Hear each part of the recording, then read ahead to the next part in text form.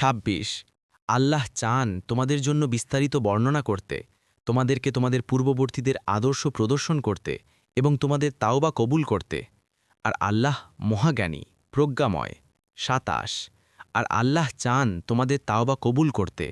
আর যারা প্রবৃত্তির অনুসরণ করে তারা চায় যে তোমরা প্রবলভাবে সত্যপথ থেকে বিচ্যুত হও।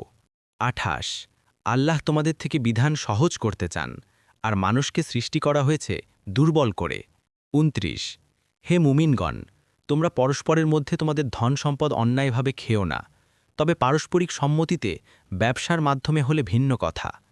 আর তোমরা নিজেরা নিজদেরকে হত্যা করো না, নিশ্চয়ই আল্লাহ তোমাদের ব্যাপারে পরম দয়ালু। ৩০ আর যে ওই কাজ করবে সীমালঙ্ঘন ও অন্যায়ভাবে, আমি অচিরেই তাকে আগুনে প্রবেশ করাব, আর সেটি হবে আল্লাহ ওর উপর সহজ। ৩১ তোমরা যদি সেসব কবিরা গুনাহ পরিহার করো যা থেকে তোমাদের বারণ করা হয়েছে, তাহলে আমি তোমাদের গুনাহসমূহ ক্ষমা করে দেব এবং তোমাদেরকে প্রবেশ করাব সম্মানজনক প্রবেশস্থলে। ৩২ আর তোমরা আকাঙ্ক্ষা করো না সেসবের যার মাধ্যমে আল্লাহ তোমাদের একজনকে অন্যজনের উপর প্রাধান্য দিয়েছেন। পুরুষদের জন্য রয়েছে অংশ তারা যা উপার্জন করে তা থেকে, এবং নারীদের জন্য রয়েছে অংশ যা তারা উপার্জন করে তা থেকে।